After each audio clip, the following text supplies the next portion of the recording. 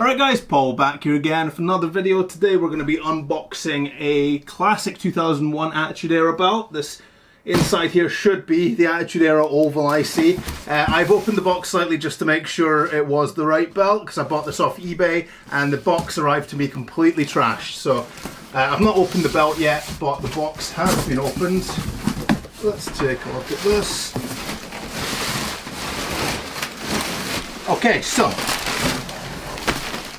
I hadn't actually noticed the way this was packaged. So as you can see, packaged really well. To be fair, compared to most eBay purchases, that has a lot more bubble wrap than I'm used to. If you saw one of my most recent videos where I unboxed 5 belts, they literally had one piece of bubble wrap wrapped around a lot of them. So this ain't half bad, I suspect. Yeah, there we go. How's this for an unboxing? Look at the suspense. The center of the belt is still hidden. What's the best way? Ta-da! Let's take a look at this. Very nice. Right, okay, this is pretty cool. So this should be a 2001. It is, yeah. Right, so this is a 2001, as you can obviously tell, WWF Attitude Era oval Intercontinental replica belt. This is the adult-sized replica belt that was released in 2001 alongside things like the WWF European, the WWF Heavyweight, which I don't have, it's in the other room I think. Yeah, this one is really rare, I'll be honest. We'll take a good overview of it in just a moment. The strap is pretty dusty. It looks like this was probably just in storage for quite a while. It doesn't have the optional 6th plate, the property of WWF plate. I do have a few spare of those, so I will be adding it to this when I re-lather it. But I have to say, just right off the bat, there is some scratches on these plates. I should also clarify before we get too far into it.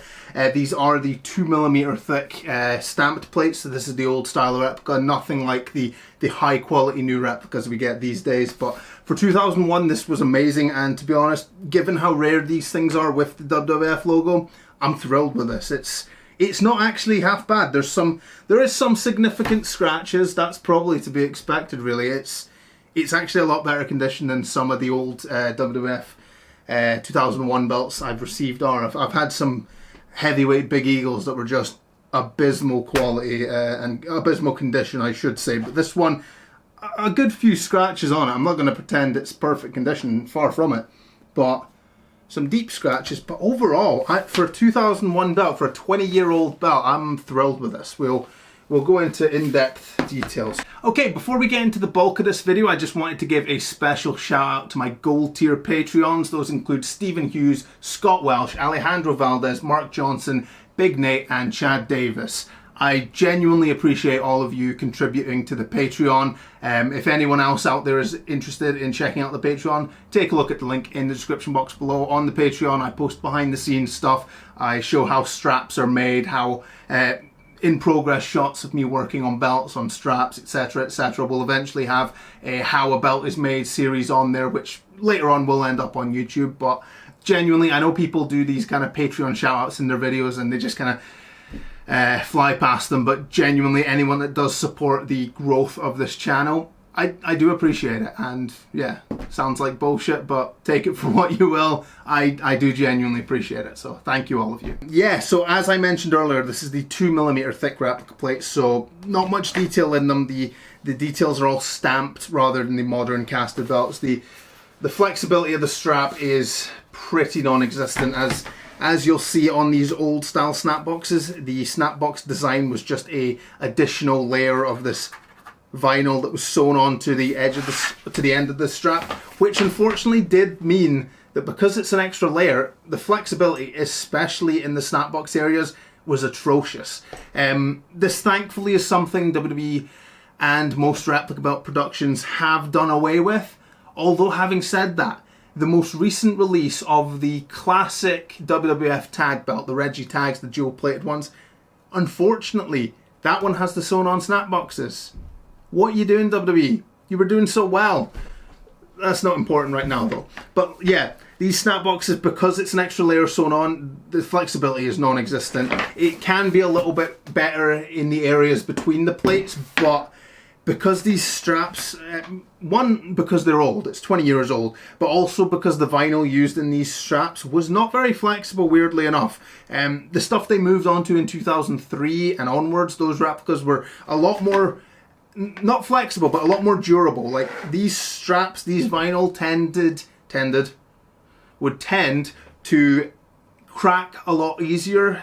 It was almost as if they dried out because they're a lot more kind of plastic feeling than later on vinyls. So the strap is really bad. You'll probably notice on this side even, it is filthy, and I don't particularly want to touch this because I'm not sure what has been poured on this strap, or yeah, nasty shit. You should see some of the stuff, like the condition of some of these straps when I take plates off of them to re-leather. Honestly, some of the 20-year-old WWF belts are disgusting. Mental. Alright, let's move on and talk about the plates on this belt now. So as I mentioned earlier on in this video, these are the 2mm thick plates. The detail is not great on them. These are stamped unlike the more recent casted belts, but for what it was in 2001, it's a really good belt. I like it, to be honest. It does not come with the 6th plate. These, I think most of the replicas, similarly the European, the tags, etc., they didn't come with the 6th plate, the property of plate. This thing, I believe the first run of all the belts didn't, but the second run of the heavyweight Big Eagle, I believe, did come with the 6th plate as standard. But that, I think, was the only belt that did. I believe Figures Inc and WWF Shop did sell these independently for a time being during that era, so you could always add them onto your belt in the area on the shorter snapbox side. And personally, I think it looks a lot better. I think it is an improvement. I say a lot better. It's not a huge difference. It's just adding a plate. But for me, this area between the last plate and the shortened snapbox, that area to me always looks a little bit blank if it doesn't have any like fancy leather tooling, or if it doesn't have a property of 6th plate. So that's a nice addition. When I go on to re-leather this in a few weeks, I will add that 6th plate, and personally I think it will kind of complete the look of the belt, in my opinion. Alright then, so let's talk about the design itself, because like I mentioned, there is some scratches on these plates, but overall it's really actually quite nice. I will be doing a comparison video between this and the 2019 re-release of the Attitude Oval Intercontinental belt, because that version is based on the WWE logoed version, so there are a few differences. Obviously the logo and the World Wrestling Federation is entertainment, but that version does have a nameplate which replaces the champion wording on here, and yeah, I'll talk about that in a comparison video. So starting off with the left-hand outer side plate, we have the WWF logo above the continent of Antarctica. Always a word I've never been able to say. Just like abominable. The snowman. Fuck. Abominable. Abominable. Close. Moving on, the inner left side plate is North and South America, as you can see there. The globes. On the 2mm stamped belts, you're never going to get all the detail from the land masses on these globes, but they're particularly bad on this belt. Moving to the other side, the outer side plate on the right is Asia and Australia. As you can see there again, it's not terrible. There are far worse replica belt globes. The European comes to mind. The globe on that thing is atrocious. And the inner right side plate is obviously Europe and Africa. And again, oh, there's no UK. I think we have been reabsorbed by the rest of Europe, much to the chagrin of all the Brexiteers. And finally, moving on to the center plate. So this belt, I seem to remember there was a smaller version of this belt, I think, on TV. The original Oval IC, which was on the purple strap with the block WWF logo, that I think The Rock held that one. I believe that was smaller than this, but don't take my word for that because I'm not 100% sure.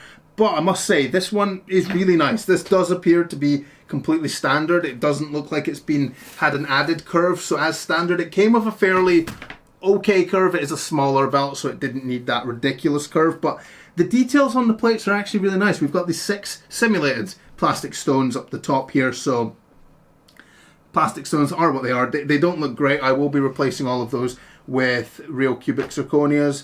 We of course have the WWF logo here, which the WWF logo looks really good on this. The etching, the detail on that logo probably is the best part. Comparing it to like the land masses, it's a big difference. a little bit strange. Of course, we have the Intercontinental banner with champion wording underneath. Like I mentioned in that comparison video, we'll talk about the differences. In the later versions, both Intercontinental and champion did end up being written on this banner with a nameplate space underneath, but on this one we have the separated words there. And personally, I think I prefer this version. We'll talk more in that video, of course, but I like this design. I know a lot of people aren't too favourable when it comes to this belt, simply because it replaced the classic version, and I totally get that. The classic version is a completely prestigious and timeless design, and replacing it is obviously always going to be controversial. I mean, look at the IWGP V4 when that was replaced, the uproar for that. I grew up with this design, so I personally love it.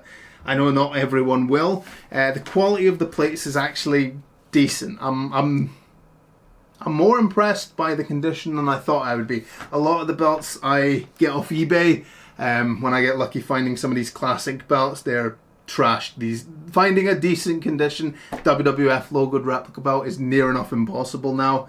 So if you've got one, hold on to it. Or email me. Yeah, do that one. We'll move over to the back of the belt here.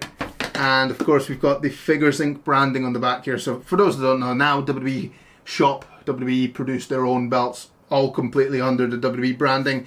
Before that, up until about 2014, 2013, they had the middleman of Figures Inc Toy Company. So of course on the back here, stamped into the rear of the simulated leather strap, we have officially licensed WWF product, Figures Toy Company, and then their contact, address details, etc. 2001 World Wrestling Federation Entertainment Inc at the bottom.